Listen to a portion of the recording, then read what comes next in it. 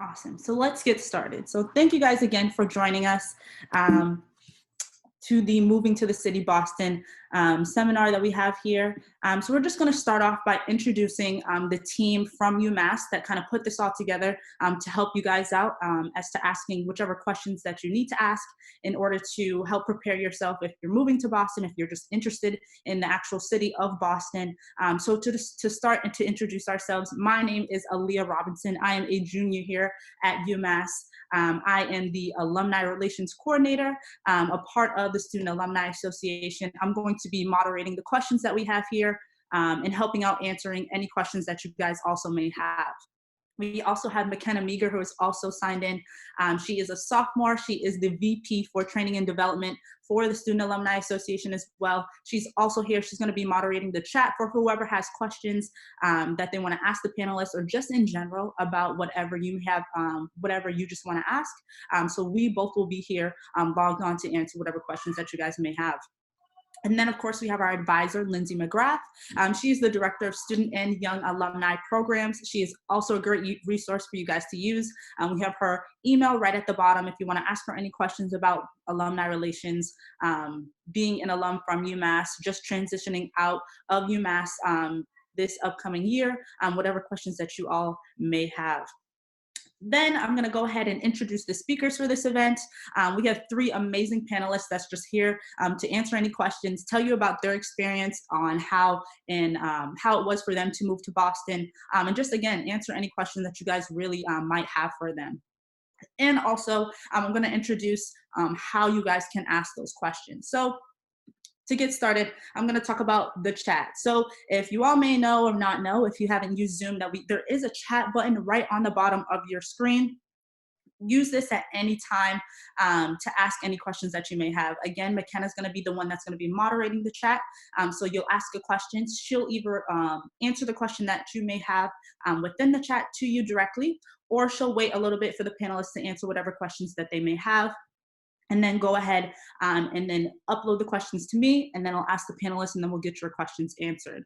I do want to point out as well that today's session is going to be recorded and later added to our online video library of career resources. So if by any chance that you might have to log out of the session, if your Wi-Fi stops working or whatever the case may be, just to reassure you that this will be uploaded to our website later.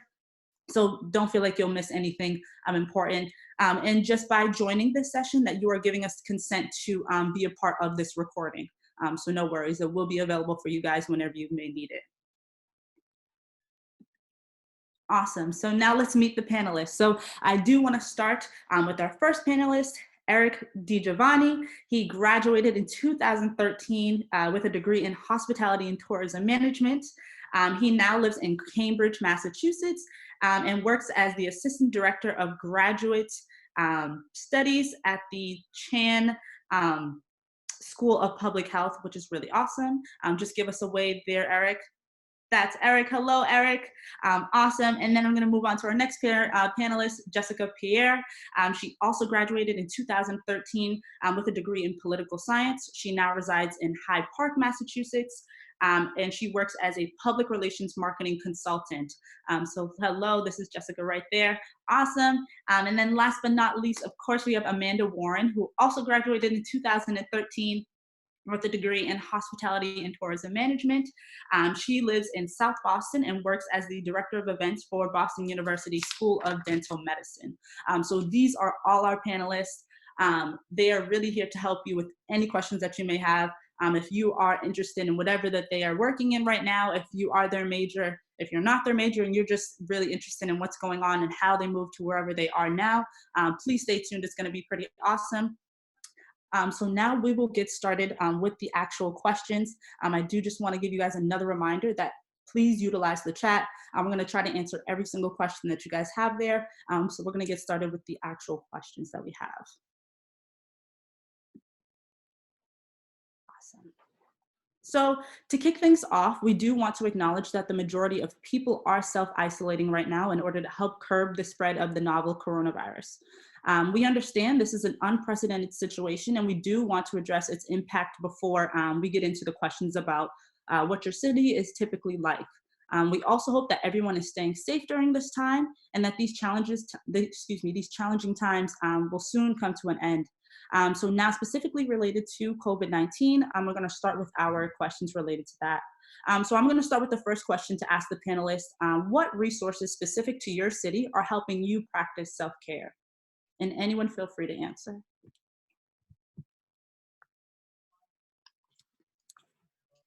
So one thing that has been helpful for me in practicing self-care is access to a lot of virtual events and virtual meetups.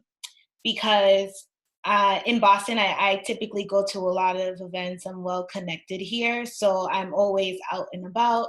And it's been interesting having to stay home every day. I already worked from home, so that transition is not um, too rough, but I'm also used to going to coffee shops and meeting my clients at their offices.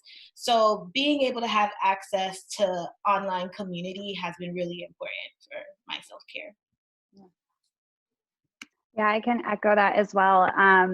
The gym that I belong to, which is specific to Boston, they quickly created a virtual platform as soon as they had to shut down because of the coronavirus, which has felt, I'm feeling really connected to them still, and they are producing a lot of online classes with all of the regular trainers that are there. So it's been really great to start my day with a workout, just kind of get my mind right to sit on the couch all day and work from home. And if I'm, too lazy to get up to do that in the morning, I'll end it with, a walk down by the beach, which is a nice feature in Boston that we have.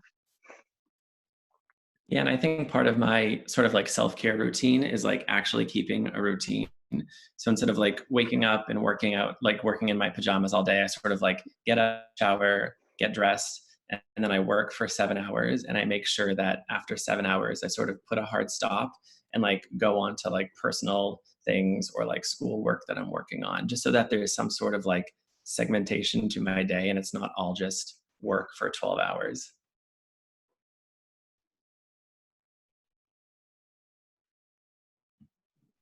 I think you Thank might you, be. guys. Sorry about that. So another question related to coronavirus, we do want to ask is, are you able to work remotely? And if so, how are you adjusting to the change? If there was any change, say if you already were working remotely before this all happened, is the change even more, or is this just totally a whole new experience for you as well? Yeah, so when I first got my job, there was almost no working from home. And then I had a new manager come in and she sort of set the tone that like, if you want to work from home once a week, I think it's a good sort of like thing to learn how to do and to keep yourself accountable. And then fast forward to today where we're on week 6, I think, of working from home. And just knowing how to like access, your email or shared drives or different like services that you would use at work remotely. I've been very thankful to have had that built into sort of like my tenure at Harvard. And I think, Jessica, you mentioned that you have been working full-time from home. So I'm curious to hear how this has changed for you. So I recently transitioned to working for myself full time in January. And prior to that, I was working part time. And I used to spend some days working at home and some days going into the office. But I don't like being in my house, like working in my house. I like my home to be a place of rest and relaxation. So I would always go out to like coffee shops, or if I had a meeting downtown, I would just hang out down there. Or some of my clients work at a WeWork, so I'd work at their WeWork offices. So it's been a little bit of a transition. And fortunately, in my apartment, me and my roommate, we have an extra bedroom, which I'm in right now, that we use as our office space. But now we share it. So whenever we have meetings, it's like, okay, what time do you have meetings today? Okay, I do too. We have to, okay, you go to the kitchen and you stay here. So we have to figure that aspect out, which is interesting, but I'm grateful to have like a spare bedroom that I can use. So like in the morning, similar to you, Erik, like I get up, I work out, I shower, I get dressed, and I can go to a separate living space that's not like my bedroom or my living room. So that's a good thing, but it's not something that a lot of people are fortunate to have, especially living in Boston, but I'm sure we'll get to housing there. Yeah, I kind of like Eric said, I didn't really have the option to work from home before coronavirus, and now that we're all working from home, it's really just working through all the uncharted waters and figuring out. It took us so long to figure out all the different kinks and get into a groove with everybody and make sure everybody has everything that they need. Luckily for us, we went totally virtual, and I can still totally do my job in its full capacity from home, which I think is a learning opportunity just for my career in general. That you know yes, going into the office has its perks, but working from home is definitely still feasible to do to get the job done. So I'm interested to see how this kind of changes the workforce after this is all over too. No, definitely. Thank you guys so much. I think us even logged in as students can definitely agree with that. Just the transition um, with the in-class learning to now learning online is totally different for us. And just keeping up with that schedule, I think, is important, even for myself, because I'll wake up and then I'm like on my Zoom, I'm taking physics with my dog right next to me, and it's just totally weird. But it is kind of reassuring that everybody is kind of in the same boat, that as long, I think, is if we keep up at least with the schedule that we kind of normally have, I think we will all be a little more sane when everything starts to die down. So thank you for that. So now moving on to our opening questions. What do you guys think the benefits of living in the city are? Um, I would just say that, living in Boston, it's a really cool, fun place to be. There's always something to do. There's always something going on. You're always meeting new people.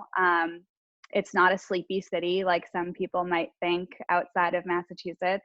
If you're a foodie like me, the food scene is just getting better by the day here. Gone are the days that, you just go to the North End for a good meal. There's great restaurants popping up all over the place in all different outskirts of the city, in the city. I think that the job market has also changed exponentially over the last few years. We're seeing more and more startups move to the city, and a lot of big name technology companies are coming here too. Really like just hot names that you guys will probably recognize. Facebook has an office here, Amazon, Spotify, just to name a few. They're building new buildings all over the place too, and it's really becoming a really big hot city to move to. And I think the overall walkability of the city, so for those who sort of like bike or run or walk, if you are in Cambridge, you could walk to like Alston or Brighton within like 45 minutes.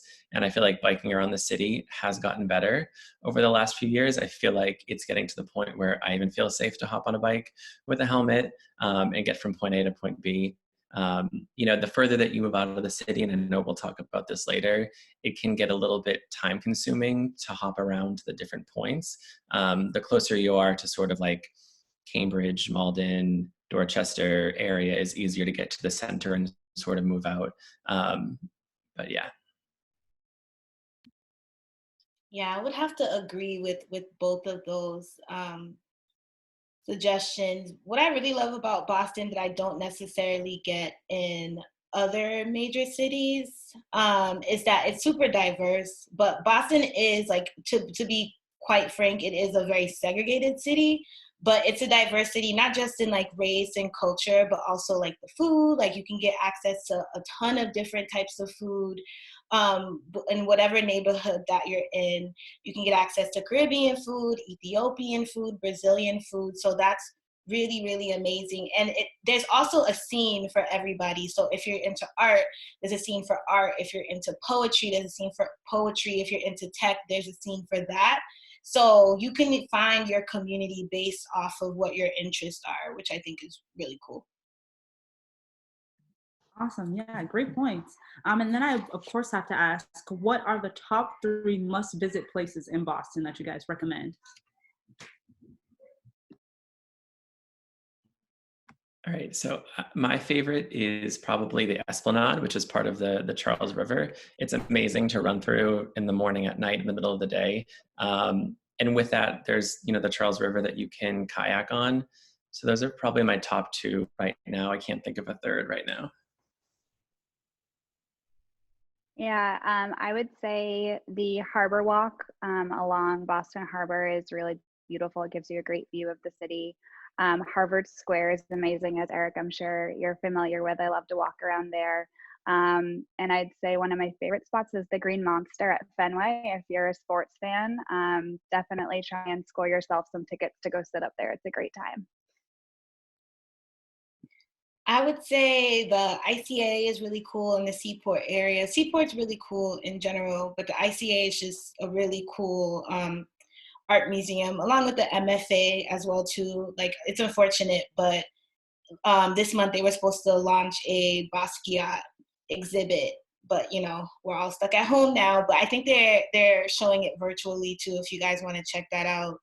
And then some other areas that I would recommend as well are, well, I'll type my suggestions in the comments because I need to like organize my thoughts a little bit. Okay, perfect. Awesome. So those were the opening questions. So now I'm going to move on to questions related solely on UMass Amherst, of course. Before you go, we have one question from the comments that kind of pertains to this section. So all of you that have commented in the chat, thank you so much. And we'll implement them in kind of as they make sense in the order of the questions. But this one came from Jack, and he's wondering, was Boston your first choice in city, or did you pick Boston and then look for a job, or did a job kind of bring you to Boston, is kind of what he's wondering. Well, I'm born and raised in Boston, so I knew I was going to go back home. So I was looking, for me, I thought it would be easier transitioning out of college and into the real world by being in a city that I'm familiar with. And so, naturally I wanted to go back home. So I applied to jobs in Boston. Yeah, I grew up in Massachusetts, so Boston was always just the automatic city that I thought of and felt connected to. And, in my young 20s, I wasn't really familiar with any other city at the time. So Boston was definitely just where I wanted to be right after graduation. And same, I was born on, grew up on Cape Cod, and decided to just stay in the area. Thank you guys for answering that question. Onward, Aaliyah. Thank you. Awesome. So now to our UMass questions. How did your time at UMass prepare you for your current job and living situation, if it did at all?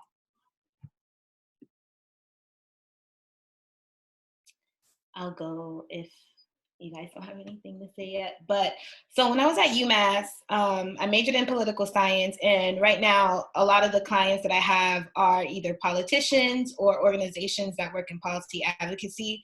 So my degree definitely helped prepare me.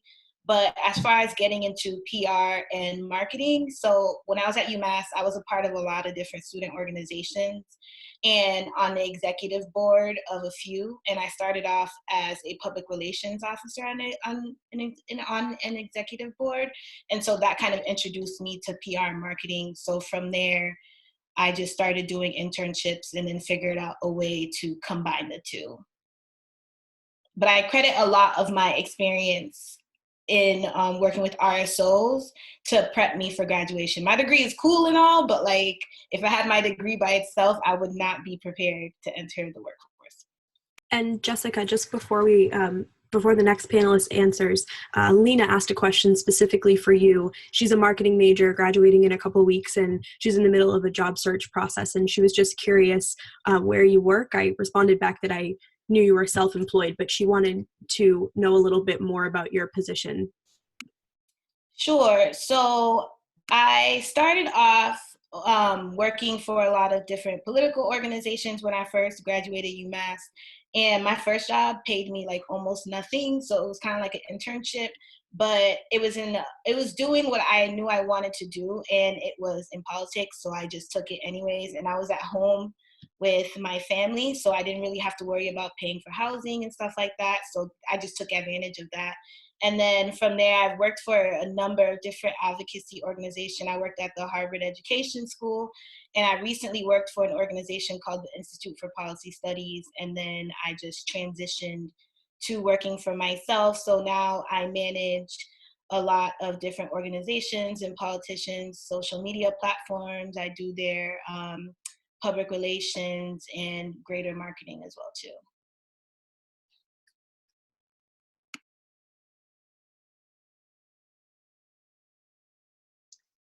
And then just to piggyback on what Jessica was saying about a lot of the on-hands experience that UMass provided, I was a hospitality major, so we had a lot of real life experiences that I was exposed to, a lot of on-hands training, a lot of networking events that they put on for us. And I really think that that type of learning style absolutely helped me develop not only just skills in my career, but just human skills as well, just to go out into the workforce and use those. I think about that stuff all the time. I always refer back to those kinds of things on an everyday basis now.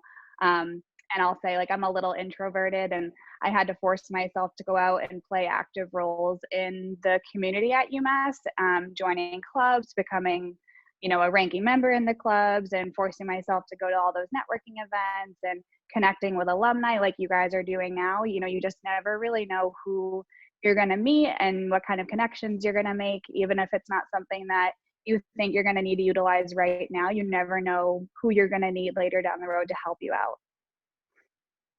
Yeah, I hear that, Amanda. I did 4 of my 5 years in residence life, and same with you. Like, it would make me really nervous to do like networking or like public speaking or to like meet people. And working in residence life, you're sort of like forced to interact with, you know, 20 residents with your meetings and sort of putting on programming. And so that sort of like repetitive like action of putting on events and like leading them helped me to sort of become a better presenter and to work with students more actively and to support them in education. And I think just being part of residence life, you make so many friends that you continue to talk to even after you graduate, and has really been one of the better pieces of UMass was working in residence life.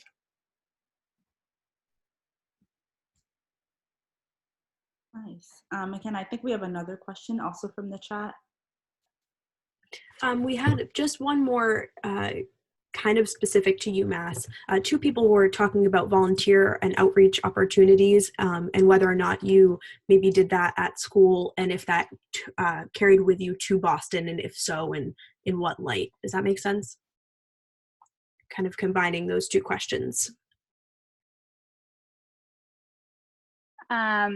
Yeah, I can just speak on 2 things that I did volunteer-wise at the school. I don't know if I can speak on it directly impacting what I'm doing now, but I was within the Eisenberg School, and so I was an ambassador for the school. So I did a lot of different community events for them, a lot of like career day stuff for them, a lot of, you know, having the high schoolers come in who's taking tours of the school, just kind of interacting with people and getting my people skills in line for my next chapter in life. And I was also a volunteer for the big career day that HTM puts on every year, which kind of exposed me to a lot of people who are there hiring for new positions, which I thought was extremely helpful.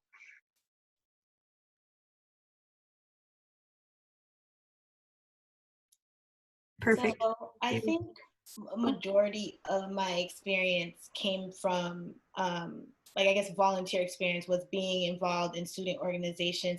I can't remember, this was 7 years ago, y'all, it was a long time ago. We are approaching 10-year anniversary, but I can't remember if there were any like particular like one day or one time volunteer opportunities that I felt were like super impactful for me. But I just really remember like the student organizations, like that's where I don't know if do they still call it the source, the student okay, yeah. So like I was always in the source, just like networking with other organizations and meeting advisors and stuff like that, and that was really helpful.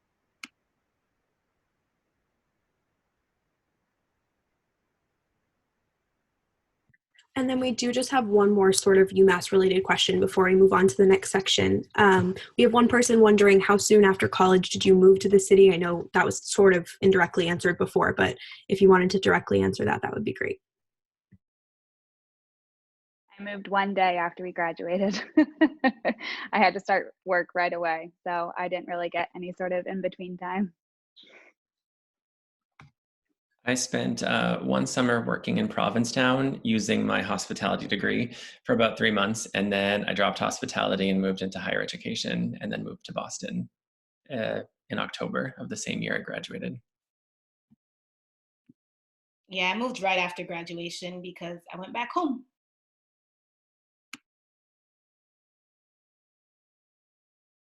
Okay, awesome. McKenna, is there any more questions from the chat? One more that sort of ties in. Jack's wondering if you guys could say one sentence why Boston is the best city to move after college. There's a lot of jobs and opportunities out here.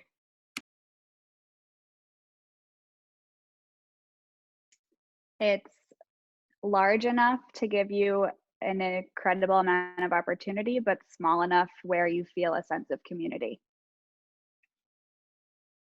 Yeah, I second Amanda's. Thank you so much, guys. I think we're good to move on to the next section, Aaliyah. Okay, awesome. Thank you guys so much. So now we're going to move on to the next section of questions, which is going to be transportation.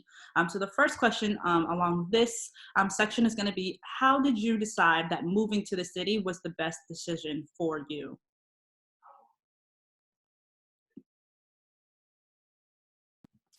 I mean, for me, it's where the job was. So I had put out about 12 applications at different universities and colleges in the area, and got one sort of in-person interview.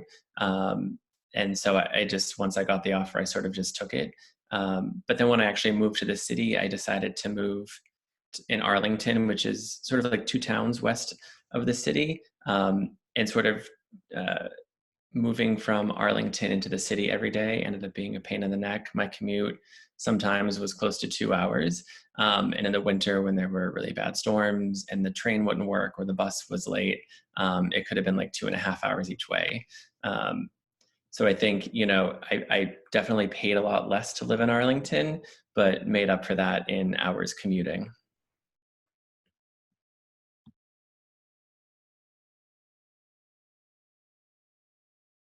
Yeah, I followed work as well, but I definitely targeted Boston to be where I wanted to go. I interned for a company for 2 summers in school, and then was offered a position right out of college to work for that same company. So I went straight to their Boston office, and just kind of piggybacking on what I had said before, Boston was always just that city that I could feel familiar with, so I didn't really apply anywhere else.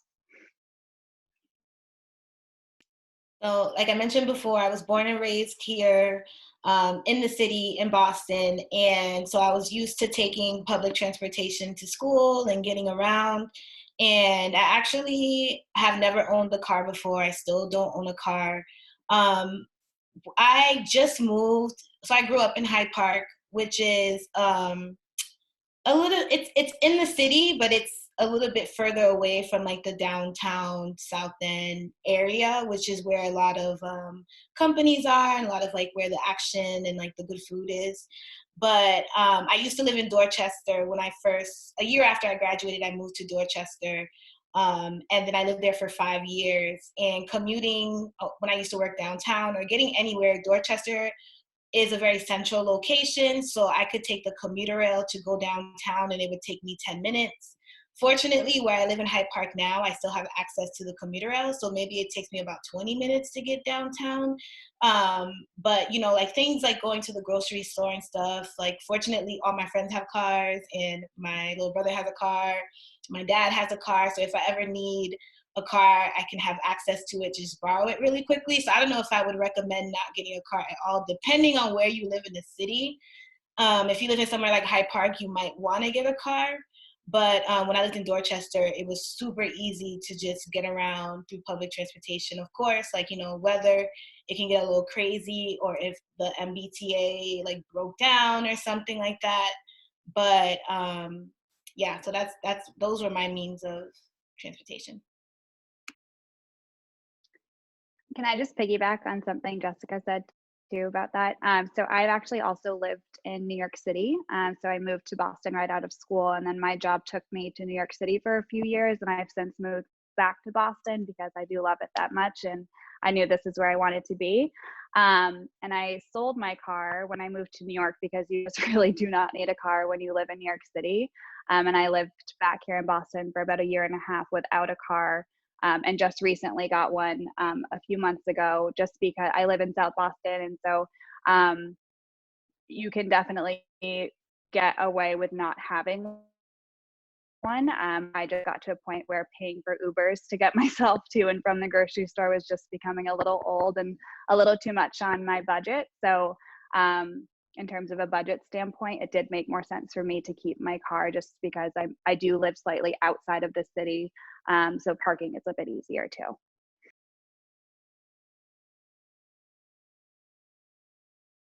Nice. Thank you guys so much. So that's pretty much the basis of transportation. I don't believe we have any follow-up questions on that. So now I'm going to move on to housing. I think this is really popular for students to ask. So the first question I'm going to ask is, if someone was moving to Boston alone, how would they find somebody to live with?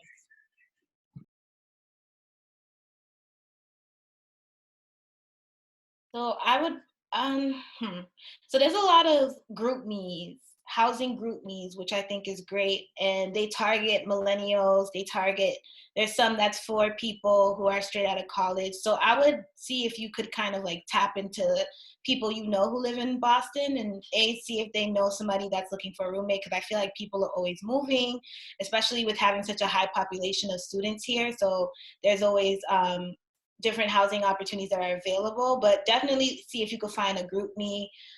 Some people use Facebook or Craigslist. I don't know how safe they are, so I'm just throwing out ideas, but not necessarily recommending anything.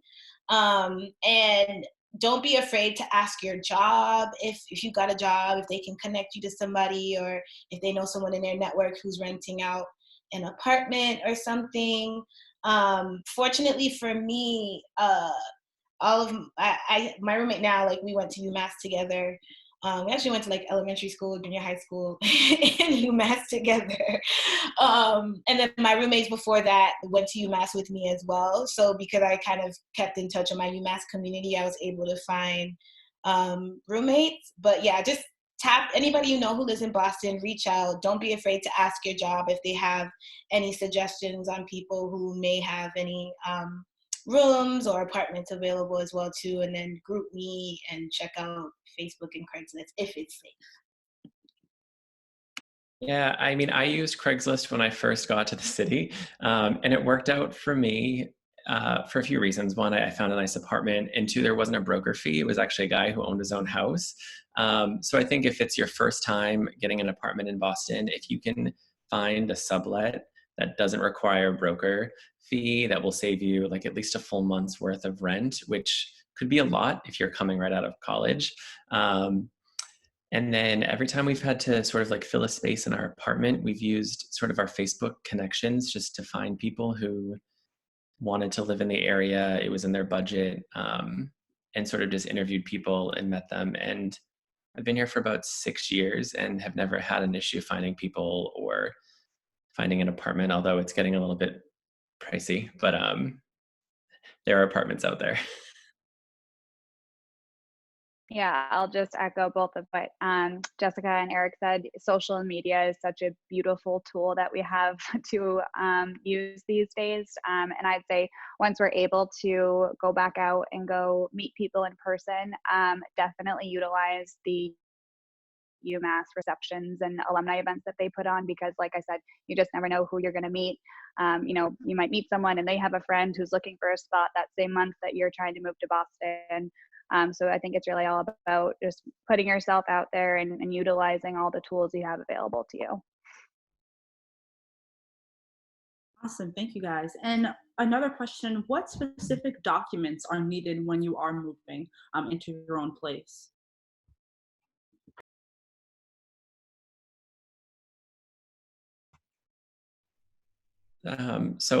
I'll start. So I've been asked for sort of like income documents. So like proof of earnings. I've been asked to complete sort of a credit check to make sure that my credit was above a certain threshold. The first apartment that I lived in, Arlington, required none of that. he just wanted to see a letter that I had a job. My current place where I live now, they wanted like all the documents, like letters of recommendation from previous landlords, a credit check, proof of income for like a full year, and like, you know, bank saving statements. So I think it can really vary depending on the property management company and the landlord. And once you're in an apartment, if you're lucky enough to stay there for a few years, I feel like you build that relationship with your landlord where they're a little more lax about things. You can sort of just like re-sign the lease and bring in a new person. But I'd say the spectrum can be quite wide.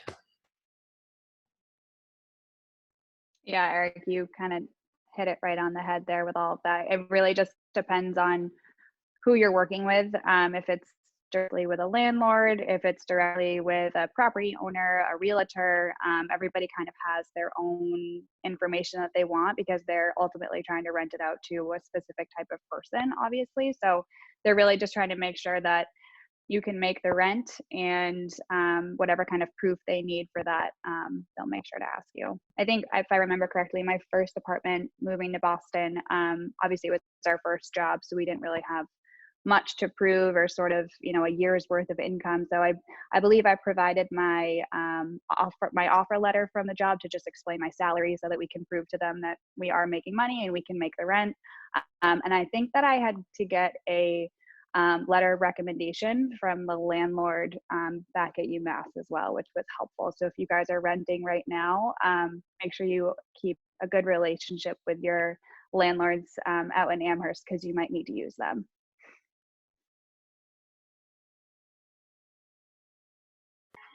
Awesome, thank you. Was there a quick question that we needed to answer, McKenna, in the chat? Yeah, just a quick one regarding housing. A couple of different people mentioned living in different neighborhoods, and we did highlight where you guys lived now, but I think people were wondering, do you have any recommendations for college students going to the city, or maybe where is easiest to find housing and that kind of thing? I don't think there's any particular neighborhood that it's easy to find housing. Housing is expensive and tough throughout Boston, to be honest. To be very frank, it's very expensive. But like I mentioned before, when I lived in Dorchester, I had a shorter commute, but it was also like a very busy, loud, highly populated area, which was fine for me at the time. Like, I grew up in like the woods of Boston. So Hyde Park is like kind of a suburb. It's like a cross between like a suburban area and a city. And this is where I grew up. And like literally I would see like deers and like wild turkeys. And so being in the city after graduation was fun for me because everything was super close. Like I was close to all the action. But I decided to move back to Hyde Park because I wanted a backyard. I wanted to live somewhere that was a little bit more quiet and residential. I have a few high schools right around the corner from me, and I'm so close in walking distance to like grocery stores and like CVS and like the bus and the train. But it's way more quiet. Like I wake up to birds chirping and not my neighbors playing loud music or sirens. So personally for me, Hyde Park is perfect for where I am at in my life right now. But when I was younger, I definitely preferred the city. Can I give one piece of advice outside of this sort of question? I feel like a lot of people will be securing their living situation without maybe seeing their apartment. And so when you look at photos online, a lot of them are a little bit stretched or distorted. I would just ask for the dimensions of all the rooms so that you really have a sense of the apartment that you're moving into, and how big it actually is, because I think that the photos can be overestimated on how large a room is or how big a closet is. And it's better to be just real with what you're paying for than to be surprised when you get here. Yeah, just to kind of echo what Jessica was saying about, living just like slightly outside of the city, all of the different little outskirts of Boston, you can hop on either the T or the bus and get to downtown Boston in 10 minutes or less. And it's just so nice to if you're working right in the city, it's so nice to just like come slightly outside to, leave work and all the hustle and bustle there and then come home to a nice quiet neighborhood, which is actually what I did in New York as well. Unless you're really looking to live down in the hustle and bustle where it's loud and, everyone is always there at all times, I definitely recommend just looking in some of the smaller little communities just right outside of Boston. Charlestown, South Boston, Dorchester, Hyde Park, Brighton, Allston, they're all just like right outside, and you'll save on rent too. Thank you guys for that. Those are awesome points. And now we're going to move on to the last section of the questions, believe it or not, and it's going to be budget. So when you guys left UMass, were you ready right away to move to Boston, or did you kind of move home to save up and then move to Boston, or was it right away? I know that some of you guys pointed that out, but I just wanted to give you guys a question just to answer it all together. Sure, I'll go first. Emotionally, yes, I was ready to move right into the city right away. I was super eager to start that next chapter in my life. Financially, no, absolutely not. You kind of make it work as you go. Like I said, I did have to start work right away. Luckily for me, though, I did live about 30 minutes outside of the city for that summer period right after graduation before the fall with my sister and brother-in-law.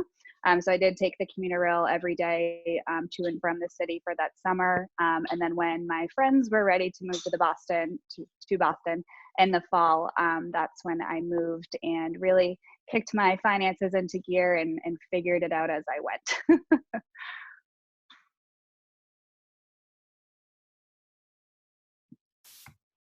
Oh, go ahead, Erik.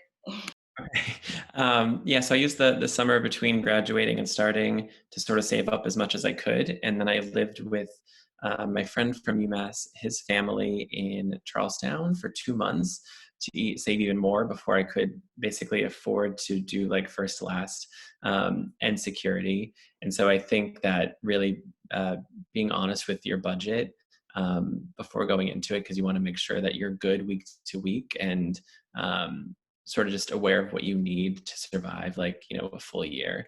And for me, that was, I think, about 6 months of sort of working and paying as little rent as possible to really get that head start. Yeah, so Boston is an expensive city. I lived at home for a year, but I didn't really have a plan where it was like, I'm gonna live at home for a year, then I'm gonna move out. But I had the opportunity to move out. One of my really good friends, her mom was renting out the 3rd floor of her home. And so we just moved in there, and our rent was super cheap, which was great because I was working in the nonprofit industry at the time, entry level job. So I was definitely not making that much money. And I also worked 2 jobs up until I was finally making a salary that I felt comfortable with.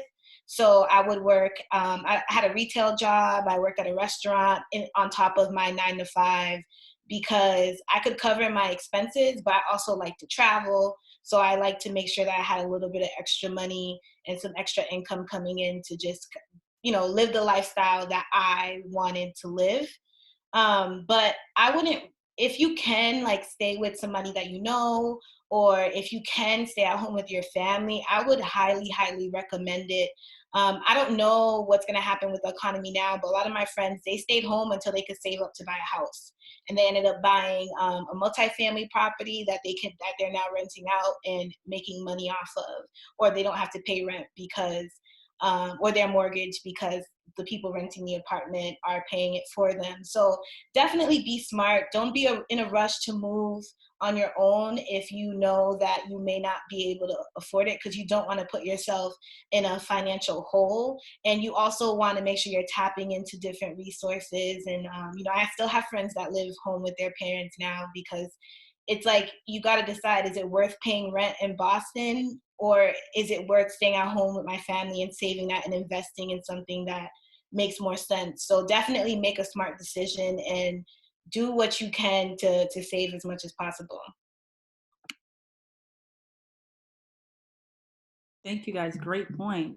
And then one other question we have is, were there any expenses you didn't expect prior to moving to Boston? Realtors and brokers fees. I was totally unaware of those prior to moving to the city because I don't think that it was a thing, renting out in Amherst. Basically what that is the landlord will list their property with a third party person, and that person will be the one that markets the unit.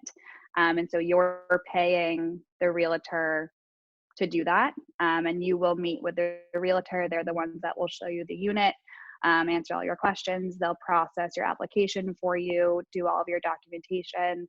And you may never even see your landlord.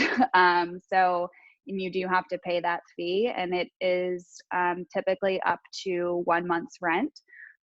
So, whether you are renting a 3-bedroom apartment with 2 of your friends, it's not just your portion, it's the full unit's worth of rent. So first, last, security, and the realtor fee is a lot to save up for. And just to kind of piggyback on what Jessica was saying about finances, my first job right out of school barely paid my bills, but because it was right in the city, I didn't have an option to not live out of the city at that point. And so I just really had to talk with myself, and I said, you know what, you have to make sure that your rent and all of your bills are paid first before you go off spending any money on yourself. And so just on a budget standpoint, like that's definitely what I did. I made sure that everything was taken care of first, and then whatever was left over after that was all taken care of was my spending money. So if that turned out to be $20 for the rest of the month, then I made sure that I made my own coffee for myself that month instead of treating myself to Starbucks every day. So it's, you learn as you go. It's a trial and error until you have your system in place and you figure it all out. But nothing is ever really laid out for you. You just kind of have to figure it out as you go. Yeah, and I underestimated how much it costs to like furnish your apartment. So if you're coming from, a dorm, or if you lived in an apartment in Amherst, chances are you don't have a lot of furniture or a lot of like cutlery or plates or cooking utensils. Something that we did, I think this still happens, it's like Alston Christmas, which is basically like August 31st and September 1st, like Labor Day weekend, everyone moves out. And people who don't want to take their stuff, they just like leave couches and tables and lamps and like plates on the street. And you can just go through with like a bag and just take whatever you want. You clean it. But if you're okay with hand-me-down furniture, like it's better than paying, $800 for a couch. And that's actually how we furnished most of our apartment. It's eclectic, which is a look, but until we can afford to like furnish the whole thing, it'll do. Yeah. Austin Christmas, like definitely take advantage of that. So for me in the winter time, oh my gosh. So as somebody who does not have a car and takes public transportation in the winter, I was forever taking Ubers. So that's something to definitely keep in mind, that in the wintertime, not only is it really cold, but it's the MBTA just does not function as well in the wintertime. So just keep that in mind when you're moving here, because the winters can get pretty brutal. So, some days the trains aren't going to work. You're going to get to, the train station. You're going to see like 1,000 people, and you're going to be like, oh my God, I need to be at work in 45 minutes, and I'm not going to get there in 2 hours. So just something to keep in mind. Awesome. Thank you, guys. And I just want to cue back to McKenna. I think she has one question from the chat to ask you guys. Yeah, so one related to budgeting. This is a specific question, so if you don't feel comfortable sharing exactly how it breaks down, that's totally fine. But we have one person wondering if you could share a little bit about percentages in regards to like how much you allocate to rent versus transportation, food, and utilities. If you don't have that broken down into specific numbers, but just a ballpark, I think would be really helpful. So I'm happy to just tell you how much I pay for rent now. So I live in a 3-bedroom apartment, and it's pretty upgraded. It's great. It's really nice. We have a backyard in a nice residential area, and altogether we pay $26.50 a month. So me and my roommate split it. That's $13.25. which is really high, and the highest I've ever paid for rent. And it's definitely it could be a mortgage. So that's just something to consider as well too. A lot of times like your rent will equal like what it would actually take if you bought a home. And then as far as food goes, so before we were we had to stay at home, I would go out to eat a lot, but that was like my preference and my way of like getting together with people and like my friends. So that's something that you definitely have to budget for, but cook if you can. And I guess now that I'm home, like I'm probably spending like $200 every other week on groceries, which is not that bad compared to doing groceries and going out to eat. And then what else? Utilities. So electricity is not bad at all. It's average. But gas, if you live in an apartment that the heating is through gas, like understand that in the winter months, you're going to be paying a lot more money than you would in the warmer months. And then, I mean, what other utilities are there? I guess like internet. I don't have cable, but I have Wi-Fi, and I pay for Netflix and stuff like that. So that's just another thing to consider as well too. But your rent will be high. Yeah, if you can find apartments where they're going to do water, I would caution against that. Water can be pretty expensive because you have to pay to sort of shuttle the water in and send the water out of the house. Like a 2 or 3 bedroom, it could be close to 140 a month, at least where I was looking. So for our apartment, we pay about $10.50 a month each for our place in Cambridge, and then what else was I gonna say? I lost it, but I'll come back.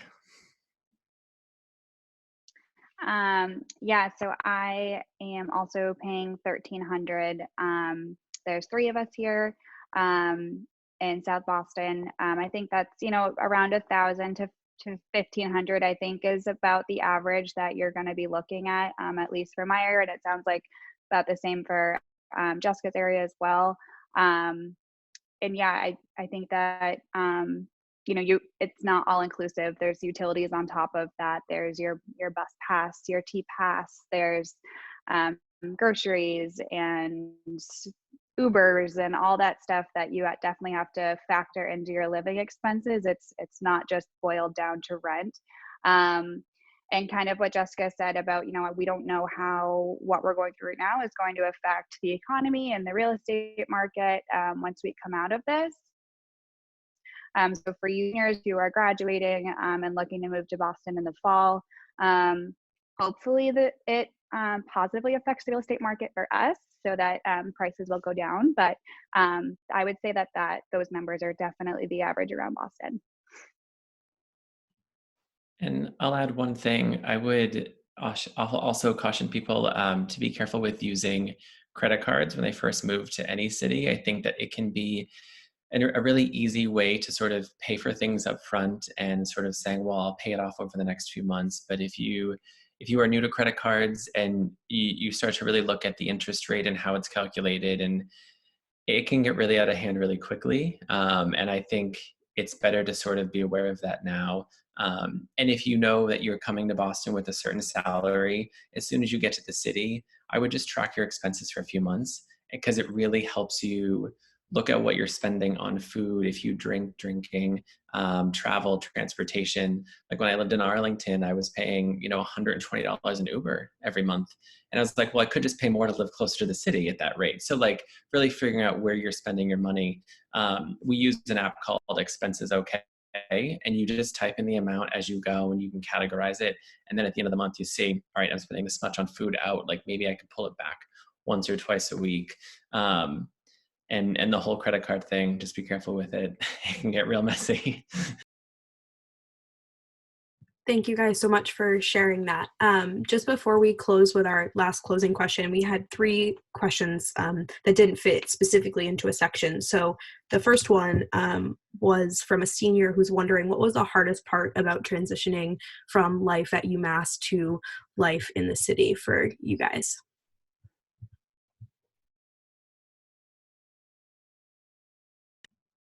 For me, I would say the hardest part was like building my professional network. So my first job out of college was at a very, very small nonprofit. There was only like 3 of us, and I worked with people who were a lot older than me, so I didn't get to make a lot of friends in the workplace. And then I'm a first generation college graduate, so I didn't really have like a lot of professional mentors or a lot of professional people around me. So that's when it was like going to networking events and just really going on Eventbrite and going on Facebook and seeing what's happening so I could build that network, because I honestly did not know what I was doing when I started off, when I was thinking about like what I wanted my career trajectory to be and how I wanted to grow as a professional in the city. And I also found that it was very weird spending the fall in Boston, because I'm so used to spending the fall at Umass. So I thought it was like so weird being like, oh my God, it's the fall and I'm here and not at school. So that was like an interesting transition for me as well. But like finding my network and my community, that was tough. Boston can be cliquey, just to be transparent. It can be hard to meet people and like make new friendships sometimes, at least in my experience, but you know, just don't give up and try to research spaces that you like. And Boston people are not known for being the most friendliest, but I swear once you talk to us, like the RBF goes away and we smile and we're cool, but we just look intimidating at first. I think for me, the biggest transition was, going from walking around the campus all day long, like sitting at a desk for like 8 or 9 hours, and then going home and sitting on a couch. Like my physical activity completely plateaued until I figured out how to create like a normal working out regimen, or like leaving my desk to go for walks and not taking lunch at my desk. So I think just like staying physically and mentally engaged was the biggest transition. Just as like a funny story to that, I was so uncomfortable in my new work clothes and my first job. It took me so long to adjust from, my UMass hoodie and my jeans in class to my professional work clothes. It was a huge adjustment. And for me, I'd say just like finding your own system, just because obviously when you're in school, your schedule is built for you. You wake up, you go to class, you do your thing, you go to the dining hall. When you're out and no one's telling you what to do, it's all up to you to create your own schedule for you. You have to make sure that you get to work on time by the public transportation. You have to make sure that you go to the grocery store so that you're not spending money on pizza all the time. And it's just really figuring out how to make sure that you have a good system in place. Because like I said, it's not, all laid out for you. You do have to figure it out on your own. So I think that was a really big adjustment for me. Thank you so much for sharing that. Those are awesome little bits of information that I never thought about changing into work clothes and not getting to wear leggings and sweatshirt every day. So noted on that one. All right, another question. This was kind of written in a couple different ways, but a lot of people were wondering about the job market and if in your specific field it's really competitive, or if there's a lot of opportunity in Boston, or if you chose Boston because you love the city more than all of not the opportunity, but you know what I mean, just trying to get a little bit more specific towards your job fields. I can start on that one. So I'm an event manager.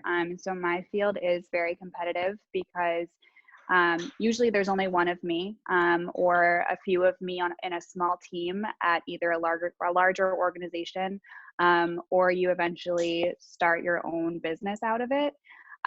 So for me, I wasn't just applying for an administrative role to kind of build myself in the corporate world. I was very much so targeting the event industry because I always knew I wanted to be an event manager. And so to kind of build yourself up in that industry, it took a very long time. Yeah, that's my story. Yeah, I would echo that as well. It depends on the good thing about Boston is that there's a ton of different industries here. So your profession, depending on what it is, sometimes it could be applied to different things. Like I work in PR and marketing. So I've worked at a number of different organizations or different fields, but like the work is essentially the same, just in a different industry. So it really depends. And I would also say that, like, go in with the mindset that sometimes you have to start, you just have to get your foot in the door, even if it's not necessarily the position that you want, but just going in and getting into the company that you want to be in, and also being strategic about figuring a pathway to actually get to where you want to go. So like I said, when I first started off, my job was a co-op. It was meant for a Northeastern student, but I interviewed for it anyways and got it. So I was making very little money, but I did a lot of great work. So I got promoted and started making a little bit more. And then my supervisor at the time, her old job was hiring for a position that was a good fit for me. So she gave me a recommendation. So I ended up going there. And then it was still an entry-level job, but I got my job to like pay for me to take courses on the Harvard Extension School website. So like just thinking about like what you can do in the moment to get professional development, make good connections to get to where you want to go. So sometimes you just have to go down that longer journey or that longer path. But the good thing about the city is that there's a lot of great resources to support you in whatever it is that you want to do. Boston's also a great place for anybody who wants to be an entrepreneur. I'm an entrepreneur myself. There's a lot of great accelerator programs, a lot of great events, and just a lot of great people to connect with. So just understand that sometimes you have to create your own pathway, and it might take a little bit longer, but the experience is worth it. And just building off of that, so working in higher education, there are a ton of open jobs all of the time, and they might be that entry-level position. But I will tell you, I've been at the School of Public Health for a little over 5 years now, and I see those entry-level positions filled, and then 9 months later, that person has left to become a manager of something. And so it really is just like saying, for the first year or two, I'm gonna do this to get the foundation, understand the systems that exist within the institution, and then before you know it, like you're applying for jobs that are 2 or 3 grades higher than where you are now. And it really is just like being okay with being where you are. And then the networking piece is huge in higher ed. I just wanted to kind of chime in. Jessica, you kind of reminded me to say this, that I'm at a point in my career where I am going to start thinking about branching off and thinking about starting something on my own, just because I'm kind of at that point right now with event management. And so I'm at a point where I'm going to start going to networking events again and put myself out there and spruce up my resume. So just so everybody knows, just because you go out into the workforce this one time doesn't mean that you're done. You're going to be always changing, and you're going to be always sprucing things up, and you're going to be introduced to the new fresh thing that you might start being interested in, and it's always changing. And so I just wanted to make sure that you guys knew that just because you start in this career doesn't mean that you can't pivot and go do something else. Thank you guys so much for sharing about that. And then I have one last question before we kind of close out with that last question. But someone has kind of a specific one, that circumstance has led this person to need to live in a 1-bedroom apartment in Boston. And this person is spending about $2,000 on rent a month. And they were wondering if this was normal, or if you had any experience in this sort of situation or knew anyone that did, to know if that price is normal.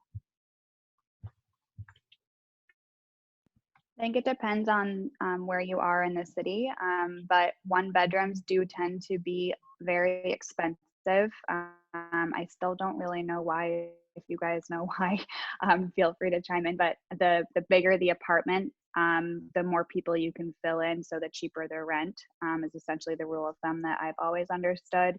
I lived on my own at one point, just outside of the city, and was paying an exorbitant amount. So I feel you, and I do think that 1-bedrooms, for whatever reason, are higher priced in the market.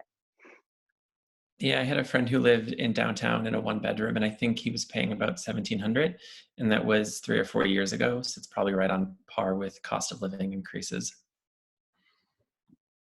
Yeah, same. I had a friend who, when I was younger because I'm old now, but I had a friend who was living in the Back Bay area, and she had a studio, and the studio was about $1,700. But I think, you know, if you're okay with living a little bit outside of the city, it'll definitely be cheaper. I have a friend right now who lives in an area called Reedville, which is right outside of Hyde Park, but still very accessible to Boston. And he pays $13.75 for a 1-bedroom apartment, not a studio, but an actual apartment with laundry and everything. So he's living there now. So if you're okay with, like, you know, sacrificing living in, like, you know, Back Bay or downtown, then you might be able to find something cheaper. But if you prefer to be, because I know people that like live downtown and like walk to work, which is amazing.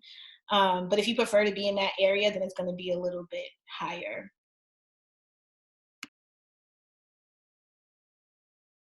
Awesome. Thank you guys for answering that. Leah, I think we're good to head on to the next question.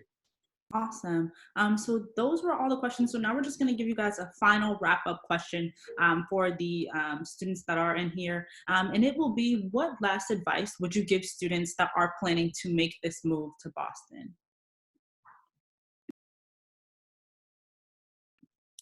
Definitely save as much money as possible, because, you know, the theme here is that Boston can get very expensive. Try to be creative, try to be resourceful. Don't feel pressured into keeping up with the Joneses, or, you know, getting your own place if you don't have to.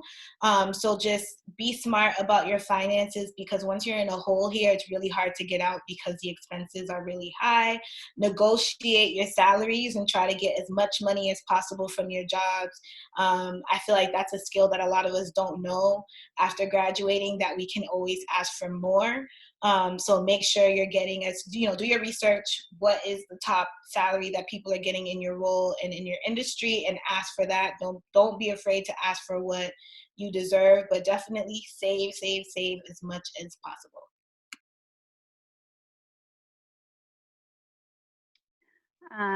Yeah, and I would just say that, you know, things aren't always going to work out just as you plan them. There's going to be bumps in the road, and that's okay. That's how you learn, and it's how you learn to be an adult. Take those challenges and definitely turn them into opportunities, I always like to say. You're going to learn Boston by trial and error. Nothing's ever going to be totally laid out for you. You know, as Jessica said, do your research, make sure you pay your bills on time. Credit scores are a real thing when you get in your late 20s. Don't abuse credit cards, like Erik said. Embrace your student loans when those hit come November. I'm still paying them off to this day to come. And just really enjoy your 20s in this really great city that I personally love. You don't get your early 20s back. So live it up as much as you can, for sure. Yeah, I would say figure out what your loan payments are going to be and factor that into your budget before you commit to a salary or a rent. And if you don't know how to cook yet, learn how to cook. Even if it's pretty basic meals, I think Jessica had mentioned this, you will see your food bill go down so much if you just cook the majority of your stuff at home. But that being said, it's an amazing food city. So don't not treat yourself when you're here. Awesome. Thank you guys so much. So we're just going to wrap up with some closing thoughts. Awesome. So just some closing thoughts. We want to thank all of the panelists for joining us tonight. We hope that you leave this session with more information about moving to a new city. And with that being said, I just want to point out the career services that UMass Amherst Alumni Association provides.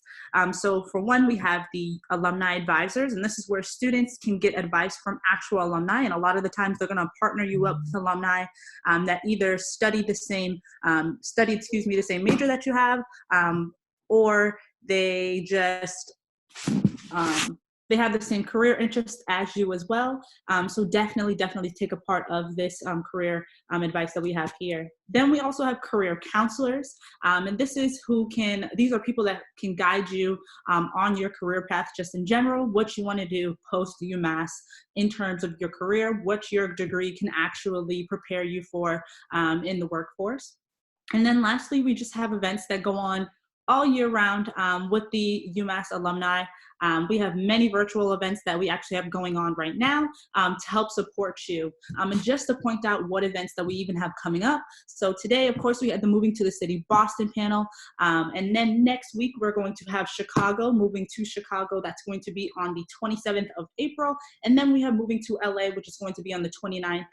You can all definitely register for those as well if you want any other questions about moving to those kind of cities, but that's also available for students also. But all these career advice and information is going to be on this link right here. If you visit umassalumni.com/career, you can learn more about any other resources that the UMass Alumni Association has to offer for students right now. So again, we want to thank you guys so much, and to please follow us on all social media platforms. Everything that you're hearing here and where you can find this uploaded recording is going to be on these platforms. We're going to keep you guys updated on all year round of what's going on with alumni around us, just to get you guys more, I guess I would say, ahead of the game, so you know what's going on with UMass alum, and if you're part of the UMass class of 2020, where you can be and how you can give back to UMass as an alum as well. So with that being said, thank you guys so much. Thank you to the panelists, and thank you to the guys that came to just hear what these guys have to say. But with that being said, you guys are all set, and thank you guys again.